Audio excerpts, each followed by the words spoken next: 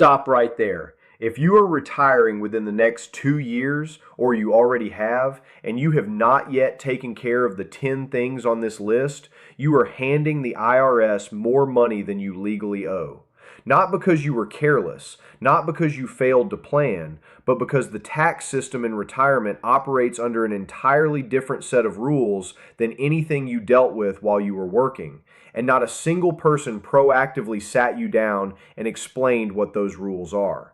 The IRS does not send you a congratulations letter. Social Security does not call to explain what happens next. Nobody hands you a checklist on your last day at the office. What you get instead is silence. And inside that silence, the penalties, the missed deductions, and the surprise tax bills start stacking up. The retirees who lose money in their first 2 years of retirement are not reckless people.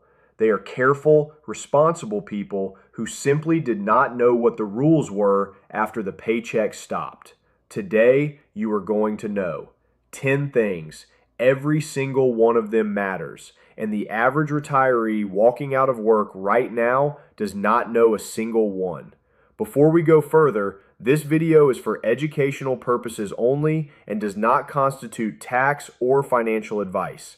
Speak with a qualified tax professional before making decisions specific to your situation. My name is Daniel Archer, and every week on this channel, I break down the tax rules, the financial traps, and the retirement strategies that the financial industry never explains clearly enough.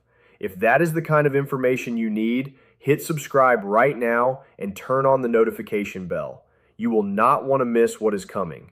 Let us get into it. The first thing the IRS expects you to do the moment your income shifts from a paycheck to retirement sources is set up quarterly estimated tax payments.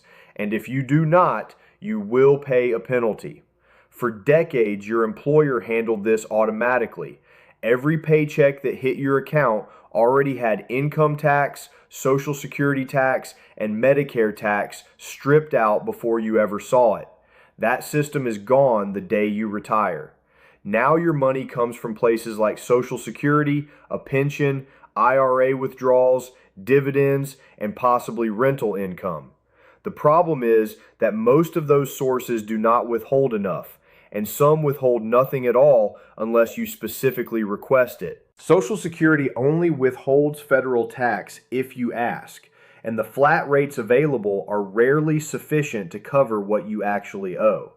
Your IRA custodian may apply a default 10% withholding on distributions, but if your real tax rate is 22%, you are already falling behind every single month. The IRS does not care why you came up short. When you underpay, they charge a penalty calculated daily on the unpaid amount for each quarter. In the first quarter of 2026, that rate was 7%. In the second quarter, it dropped to 6%. The solution is quarterly estimated payments. The deadlines are April 15th, June 15th, September 15th, and January 15th. You set these up at irs.gov/payments. The safe harbor rule protects you completely if you pay at least 100% of what you owed last year through a combination of withholding and estimated payments. That threshold rises to 110% if your prior year income exceeded $150,000. Put a real number on this. Say you retired in 2025 at age 66. You collect Social Security, pull from your IRA, and receive some dividend income. Your 2026 tax liability comes out to $14,000. Through the year, various sources withheld $8,000. That leaves $6,000 uncovered, and you never made a single estimated payment because no one explained you were supposed to. The IRS calculates the penalty on that $6,000 across 4 quarters. When the math is done, you are looking at $300 to $400 in penalties sitting on top of the $6,000 you already owe. Now pay attention because this is the part almost no one knows. If you are 62 or older, retired within the past 2 years, and had reasonable cause for underpaying, the IRS has a waiver that can eliminate that penalty entirely. It is not applied automatically. You must file Form 2210 with your tax return and specifically check the box requesting the senior waiver. File without it and you pay the penalty. It is that simple. The waiver exists. Most retirees never claim it. This brings us to number 2, and it applies the moment your first Social Security check arrives. File Form W-4V to have federal income tax withheld directly from your benefits before you ever touch them. Social Security benefits are taxable, and most retirees are stunned when they find that out. If your combined income as a single filer exceeds $25,000, up to 85% of your benefits can be taxed. For married couples filing jointly, that threshold is $32,000. This is not a small group. This is the majority of Social Security recipients. Form W-4V is the voluntary withholding request you file with the Social Security Administration. It lets you choose from 4 flat withholding rates: 7%, 10%, 12%, or 22%. You can also set it up online through your My Social Security account at ssa.gov. The entire process takes about 5 minutes. That 5 minutes is the difference between a manageable tax season and an April bill that blindsides you for thousands of dollars. Get it done now, not later. But withholding from Social Security is only part of the picture. Number 3 is understanding exactly how the IRS decides how much of your Social Security is taxable in the first place, because the formula is not what most people expect. The IRS does not look at your total income the way you might think. They calculate something called provisional income.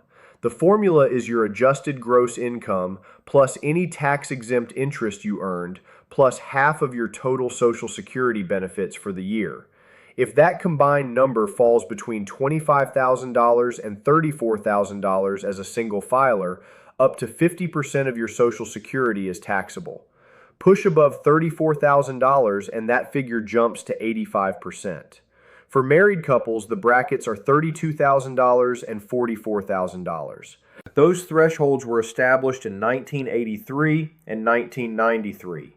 Congress has never adjusted them for inflation. A single filer earning $25,000 in 1983 was financially comfortable.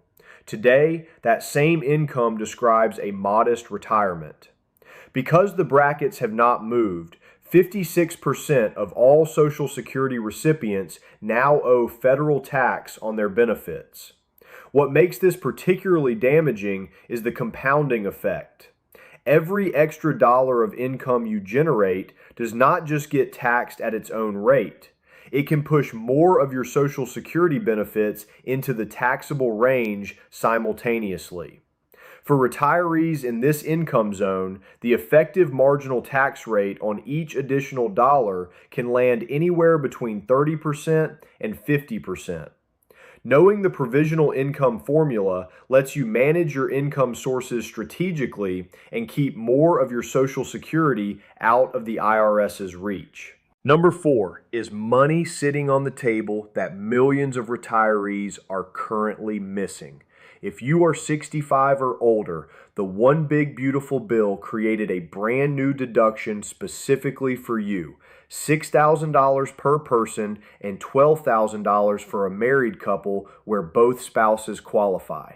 This deduction does not replace anything you already had. It stacks on top of the regular standard deduction and on top of the existing additional standard deduction that seniors already received. The income limit is $75,000 for single filers and $150,000 for married couples filing jointly.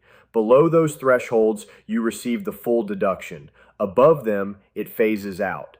This benefit applies to tax years 2025 through 2028, and it gets reported on the new Schedule 1A. The trap is that tax software is not catching this automatically for everyone. Your preparer may not have applied it unless they were specifically looking for it. If you have already filed your 2025 return and this deduction was missed, you have up to 3 years to file an amended return and claim it. Do not assume it was handled. Ask directly. Confirm it is on your return. $6,000 per person is not a rounding error. Number 5 could cost you more in a single missed deadline than most people spend on a vacation. If you hold a traditional IRA or a 401k, the IRS mandates that you begin withdrawing money from those accounts at age 73. These are called required minimum distributions, and missing one carries a penalty of 25% of the amount you failed to take out. The calculation for each RMD is based on your account balance as of December 31st of the previous year, divided by a life expectancy factor pulled from the IRS Uniform Lifetime Table. Your very first RMD must be taken by April 1st of the year following the year you turn 73. Every subsequent RMD is due by December 31st of its respective year. That April 1st deadline on the first RMD is a trap. It sounds like relief, extra time, but what it actually creates is a double withdrawal year. If you wait until April 1st of the following year to take your first RMD, you still owe your second RMD by December 31st of that same year. 2 RMDs in 1 calendar year. Walk through the numbers. You turn 73 in 2025. Your IRA balance on December 31st, 2024 was $500,000. Your 2025 RMD is approximately $19,200. If you delay taking it until April 1st, 2026, your 2026 RMD comes due just 9 months later. That is roughly $38,000 in IRA withdrawals landing on a single tax return. The consequences ripple outward. A higher tax bracket, more Social Security benefits pushed into the taxable zone, and potential IRMAA surcharges added to your Medicare premiums. Take your first RMD in the year you turn 73. Do not wait for the extension. Under the Secure 2.0 Act, the penalty for a missed RMD drops to 10% if you correct the mistake within 2 years. But that is still a massive hit on money you were planning to withdraw anyway. There is no good outcome from missing an RMD. Number 6 turns your RMD obligation into a tax-free charitable giving strategy, and it is one of the most underused tools in retirement tax planning. If you are 70 and a half or older, you can transfer up to $111,000 directly from your IRA to a qualifying charity. This is a qualified charitable distribution, or QCD. The amount you transfer counts toward your RMD for the year. But unlike a normal RMD, it never appears as taxable income on your return. It does not raise your adjusted gross income. It does not pull more of your Social Security into the taxable range. It does not trigger IRMAA surcharges on your Medicare premiums. If you already plan to donate to a church, a hospital, a university, or any other qualifying organization, the method you use matters enormously. A check written from your bank account does nothing for your tax situation beyond a standard charitable deduction, which you may not even be able to use if you are taking the standard deduction. A QCD routed directly from your IRA eliminates the tax on that income entirely. Same dollars, different path, potentially thousands of dollars saved. This is one of the cleanest strategies in retirement tax planning, and most retirees have never heard of it. Number 7 is a window that opens at retirement and closes at 73, and most retirees let it pass by without using it. The years between retirement and the start of your RMDs, particularly if you have also not yet claimed Social Security, are called the gap years. During this window, your taxable income is often at its lowest point in decades. Your tax bracket may never be this low again. This is the optimal moment to convert money from a traditional IRA into a Roth IRA. When you make the conversion, you pay income tax on the amount converted in the year you do it. After that, the money grows tax-free inside the Roth. Withdrawals in retirement are tax-free, and, critically, Roth IRAs carry no required minimum distributions during your lifetime. Every dollar you convert now at a lower rate is a dollar you will not be forced to withdraw later when Social Security, RMDs, and IRMAA surcharges are all compressing your tax situation simultaneously. A market downturn makes Roth conversions even more compelling. Consider this. You convert $50,000 from a traditional IRA to a Roth during a period when the market is depressed. You pay tax on $50,000. 2 years later, the market rebounds 20% and that balance grows to $60,000, entirely inside the Roth, entirely tax-free. Had you waited for the recovery to convert, you would be converting $60,000 and paying tax on the full amount. At a 22% bracket, that delay cost you $2,200. Multiply that across 10 years of strategic conversions, and the difference is tens of thousands of dollars. The goal each year is to convert just enough to fill your current tax bracket without crossing into the next one. A tax advisor can calculate the exact number for your situation. Do not let another year pass without having this conversation. Number 8 is a surcharge hiding inside your Medicare premium that can appear without warning and cost you hundreds of dollars every single month. IRMAA stands for Income Related Monthly Adjustment Amount. If your modified adjusted gross income exceeds certain thresholds, Medicare charges you additional amounts on top of your standard Part B and Part D premiums. The surcharge is not based on your current year income. It is based on your tax return from 2 years prior. For 2026, the first IRMAA bracket begins at $106,000 for individuals and $212,000 for married couples filing jointly. Exceed those thresholds and your Medicare premiums can climb by $70 to over $400 per month per person. One single large IRA withdrawal, one substantial Roth conversion, one one-time capital gain from a real estate sale, any of these can push you over an IRMAA threshold for a single year and lock in elevated Medicare premiums for the next 12 months. If this happens to you because of a non-recurring event, a job loss, a divorce, the death of a spouse, retirement itself, you can appeal it. File Form SSA-44, the Medicare Income-Related Monthly Adjustment Amount Life-Changing Event Form, with the Social Security Administration. If approved, your surcharge gets recalculated based on more current income information. Most people who get hit by IRMAA unexpectedly do not know this appeal exists. Now you do. Number 9 sounds administrative. It is not. It is the difference between catching a problem in time and losing all your rights to fight it. If you moved when you retired, your old address may still be what the IRS has on file. Every notice, every deadline, every letter they send goes to that address. File Form 8822 to update your information. It is free. It takes 5 minutes. There is no good reason not to do it today. Every letter the IRS sends carries a deadline, and that deadline is not flexible. Miss it, and you surrender your right to dispute, appeal, or negotiate, regardless of your reason. The IRS is not weighing your circumstances against the postmark date. The date on the letter is the only thing that matters. A CP-14 notice means you have a balance due.